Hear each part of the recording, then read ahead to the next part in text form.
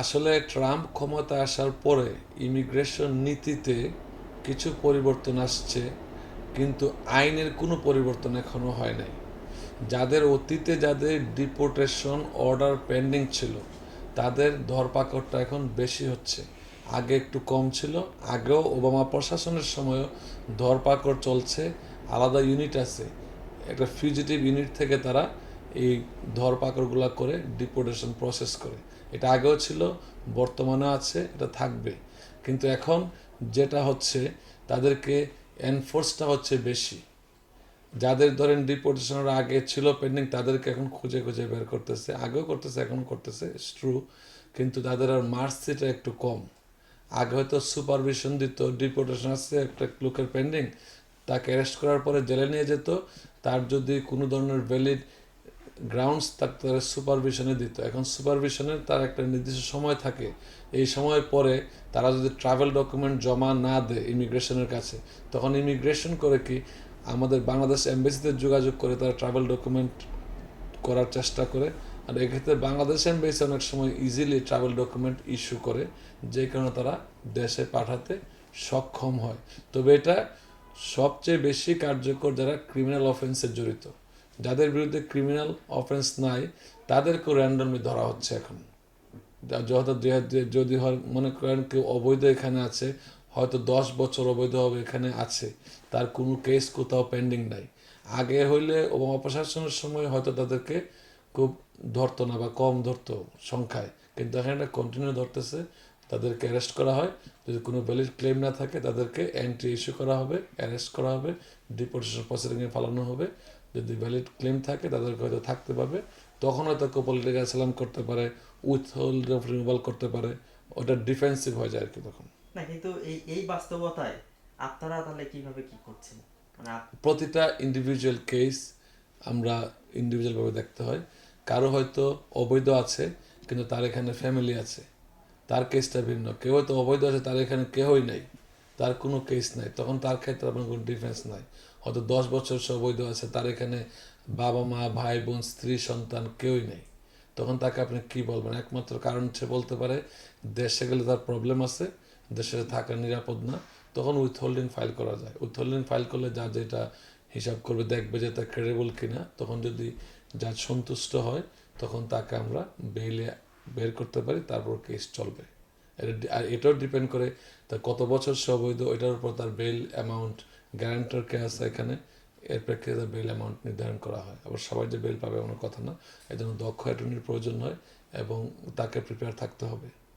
একটা বিষয় হচ্ছে যে কত সংখ্যক, মানে আপনি আপনার যে 12 বছর আমি 12 বছর ল প্র্যাকটিস প্র্যাকটিস করতেছি। করছেন, তো এই সময়ের মধ্যে কত সংখ্যক মানুষকে আপনি এই সার্ভিসটা দিতে পেরেছেন? এটা কয়েকশো বলতে পারেন। আর এদের মধ্যে কোন ভিসাটা, মানে তারা ভিসা বলতে কি, মানে অ্যাসাইলামটা তারা নেয় বেশি, না অন্য কোনটা পাচ্ছে তারা এখন বেশি? বাংলাদেশের ক্ষেত্রে যাদের কোনো ধরনের ক্লেম নাই তারা সবাই অ্যাসাইলামই করে। আর যাদের ধরেন পারিবারিকভাবে বন্ধন আছে, যে বিয়ে করে করতে পারে, পারিবারিক বন্ধনে যারা আবদ্ধ, তারা হয়তো ওই ফ্যামিলি ভিসাতে আসে, ভাই ভাইকে অ্যাপ্লাই করেছে, বোন ভাইকে অ্যাপ্লাই করেছে, মা বাবা অ্যাপ্লাই করেছে, এটা হচ্ছে। আর অ্যাসাইলাম তারা করে যাদের কোনো অপশন নাই। এখানে ইনভেস্টমেন্ট ক্যাটাগরিতে থাকা যায়, আপনার ইন্ট্রা কোম্পানি ট্রান্সফারে থাকা যায়, এইচ1-এ আসা যায়।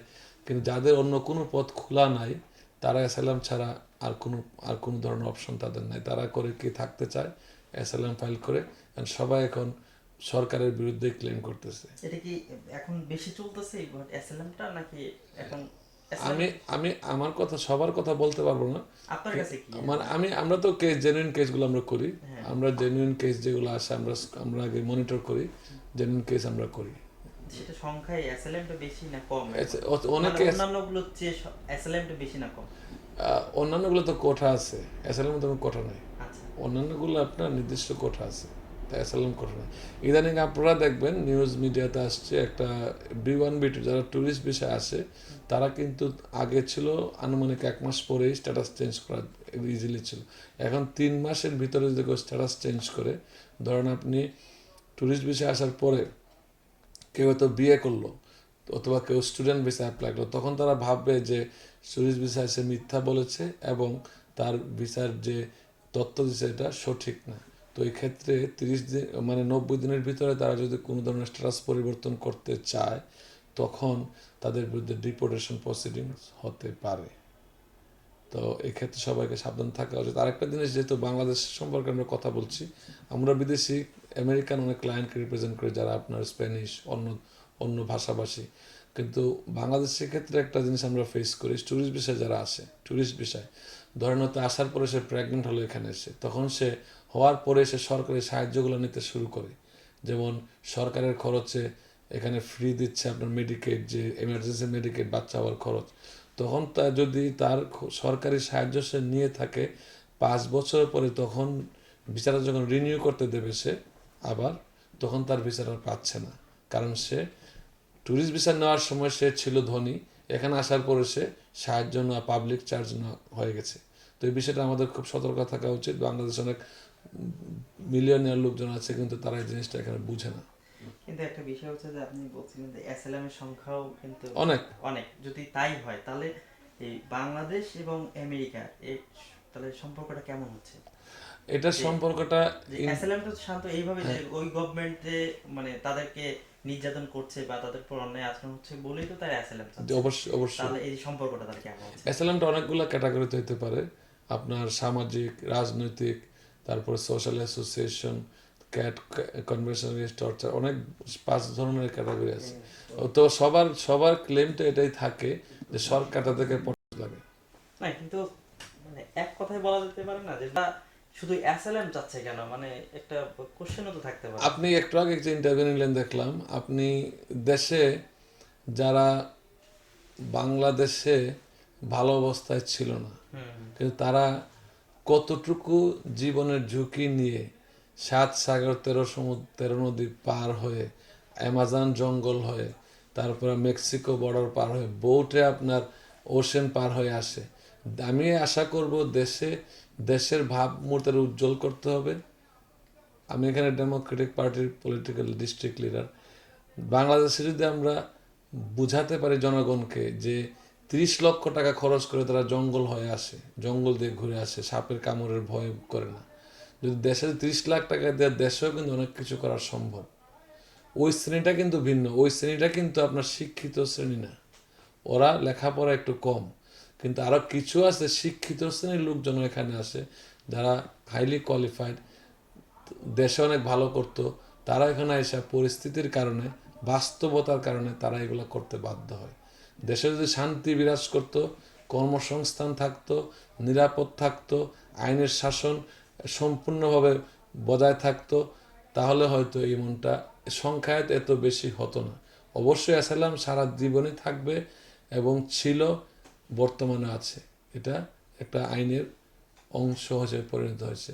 কিন্তু দেশে শান্তি থাকলে এই ক্লেমটা করলে হয়তো হতো না। আমরা ইউরোপ থেকে কেউ অ্যাসাইলাম আমেরিকাতে আসতে পারবে না, ফার্স্ট ওয়ার্ল্ড কান্ট্রি। এই এই এই ক্যাটাগরি নাই। কেউ বললেও বিশ্বাস করবে না যে সরকারের পৃষ্ঠপোষকতায় ওই দেশে কাউকে নির্যাতন করে। এটা আমাদের সরকার, যে সরকারে যারা আছে তারা একাই সংশোধন করতে পারবে না। নিম্ন লেভেলে অনেক কিছু হয় যেটা সরকারের ধারণার বাইরে। সরকার তো খবর রাখতে পারে না। একটা লোককে থানার ওসি হয়তো তাকে নির্যাতন করলো, লোকাল পলিটিক্যাল লিডার তাকে নির্যাতন করলো, সে কিন্তু অ্যাসাইলাম পাইতে পারে। এই জন্য যে শেখ হাসিনা জানতে হবে বা স্বরাষ্ট্রমন্ত্রীর কাছে যাইতে হবে এমন কথা না। লোকাল পলিটিক্যাল গ্রুপ দ্বারা সে নির্যাতিত হলো, কারণ তার যাওয়ার জায়গা নাই। লোকালি এইভাবেই কন্ট্রোল হয় বাংলাদেশে। একটা ছোট এলাকায় দেখবেন একটা যে যারা করে, তাদের কাছ থেকে আপনি রেহাই পাবেন না, ইচ্ছা করলে পাইতে পারবেন না। তো প্রত্যেকটা আসলে আপেক্ষিক। আমি সরকারকে দোষারোপ করছি না, বিরোধী দলকে বলছি না, কিন্তু আমাদের সমাজ ব্যবস্থাটা এরকম হয়ে গেছে যে ছোটরা বড়দের কাছে একটু জিম্মি।